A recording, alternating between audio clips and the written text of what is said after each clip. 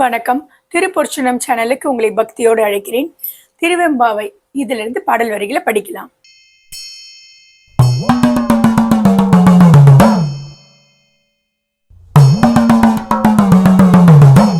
பாசம் பரஞ்சோதிக்கு என்பாய் ராப்பகல் நாம் பேசும்போது எப்போ இப்போதார் அமளிக்கே நேசமும் வைத்தனையோ நேரிழையாய் நேரிழையீர் சீச்சி இவையும் சிலவோ விளையாடி ஏசுமிடம் ஈதோ விண்ணோர்கள் ஏத்துதற்கு கூசும் மலர்பாதம் தந்தருள வந்தருளும் தேசன் சிவலோகன் தில்லை சிற்றம்பலத்துள் ஈசனர்க்கு அன்பார் யாம் ஆரேலோர் எம்பாவாய்.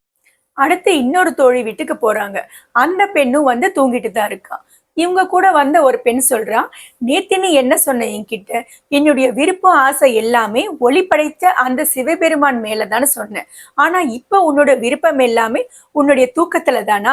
இப்படி கேட்டதும் அந்த பெண்ணும் எழுந்திருச்சு இவங்களோட வந்துடுறான். இறைவன் ஜோதி வடிவமானவர். இருள்ல இருக்கிறவங்களுக்கு அந்த ஜோதி தான் இன்ப பொருளா தெரியும். தாமரை போன்ற திருவடிகளை கொண்ட இறைவன், தில்லை சிற்றம்பலத்து இறைவன் வந்து நம்மை காண வந்திருக்கிறார். அவரை பற்றிய உணர்வு கொஞ்சம் கூட இல்லாம வெறும் மேலோட்டமான அன்பு இருந்தா அவரை நாம போற்றி பாட முடியுமா? தோழியே, இதை நீ எண்ணி பார்ப்பாயாக. முத்தன்ன வெண்ணகையாய் முன் வந்ததி ரெழுந்தன் அத்தன் ஆனந்தன் அமுதன் என்று அல்லூரி தித்திக்க பேசுவாய் வந்துன் கடை திறவாய் பத்துடையர் ஈசன் பழ அடியிர் பாங்குடையர் புத்தடியோம் புன்மை தீர்த்து ஆட்கொண்டார் பொல்லாதோ எத்தோய் நின் அன்புடைமை எல்லாம் அறியோமோ சித்தம் அழகியார் பாடாரோ நம் சிவனை இத்தனையும் வேண்டும் எமக்கேலோர் எம்பாவாய்.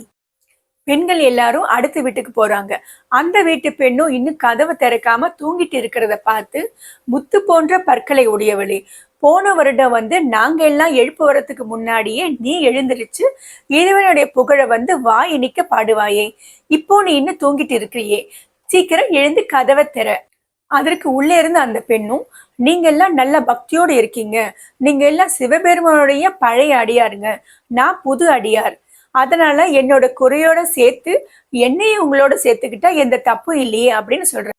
அதற்கு எழுப்ப வந்த அந்த பெண் வந்து, நீ சிவபெருமான் மேல கொண்ட பக்தி எப்பேற்பட்டதுன்னு எங்களுக்கு தெரியும்னு சொல்றா. அதற்கு அந்த வீட்டு பெண்ணும், நல்ல மனசோட விடிய காலையில சிவபெருமானை எழுப்புனா ஈசன் எழுந்திருக்க மாட்டாரா என்ன? இதை நீங்க சொல்லிதான் நான் தெரிஞ்சுக்கணுமான்னு கேட்கிறான். அதுக்கு எழுப்ப வந்த பெண்ணும், இங்க வந்த எங்களுக்கு இதெல்லாம் தேவைதான் அப்படின்னு சொல்றா. மீண்டும் அடுத்த பதிவுல திருவெம்பாவையிலிருந்து தொடர்ந்து பாடல் வரிகளை படிக்கலாம். நன்றி, வணக்கம்.